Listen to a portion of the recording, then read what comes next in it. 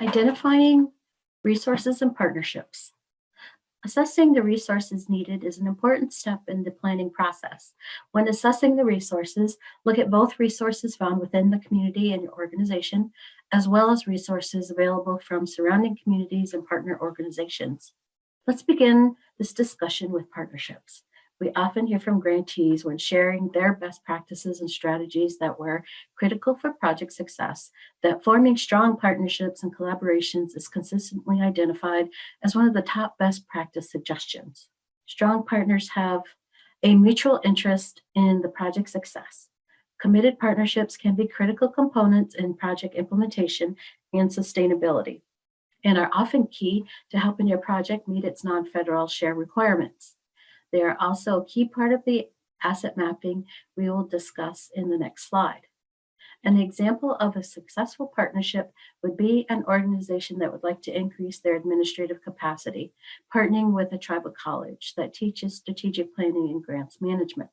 Both parties would work out an agreement where the tribal college would maybe offer the training at a discounted rate or even provide the classes on site to eliminate travel for the participants.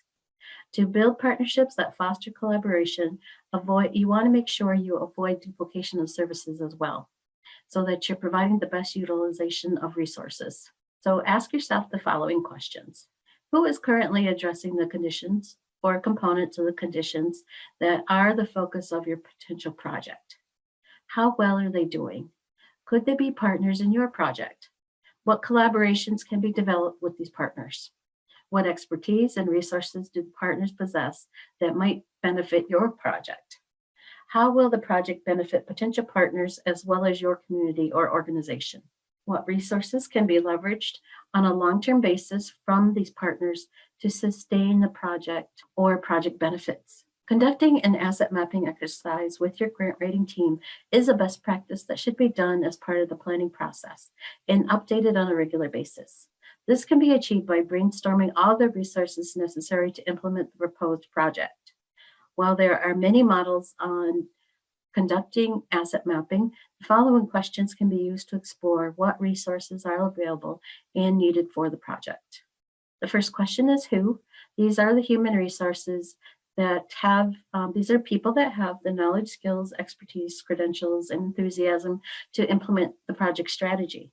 Consider all existing staff and volunteers in your organization and other potential partner organizations. Remember those in the community who are respected and valued for their ideals. These are the functional leaders within your community.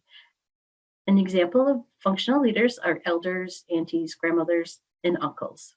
The next question is what? This refers to the physical materials such as supplies, software, equipment that are required for the project. Define the resources available internally or in the surrounding community that could be used as material supplies and equipment for the project. Where? These are the physical locations such as land, facilities that are able to host activities and house staff for the project. Define the project needs for an office, garage, meeting space, libraries, gymnasiums, outdoor activity areas, and other locations. When? This addresses the scheduling of available resources. You're going to need to define any special timeframes necessary in allocating resources, such as following a school schedule or seasonal subsistence, or even agricultural activities. Maybe even tribal council meetings and weather-dependent activities. Why? This identifies the need for the resources to the project and can assist in developing the narrative explanation for its purpose. How? This asks two questions. The first is how, which determines how you will obtain these resources, decide if you need to build a partnership, draft a memorandum of understanding, or collect a letter of commitment. The second asks how much, which determines the identified resource value or cost to use it.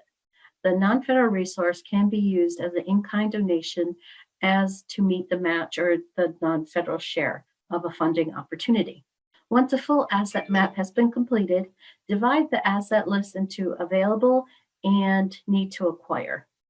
Available are within reach within your organization or through a developed partnership.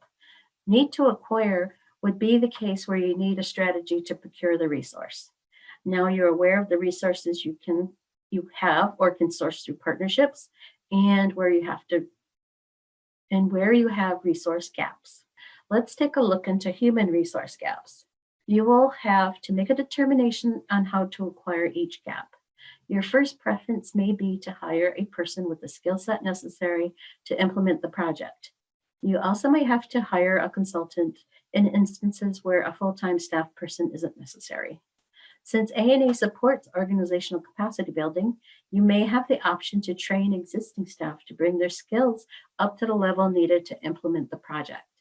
You will find that many issues can be resolved during the planning phase if you're prepared and start early.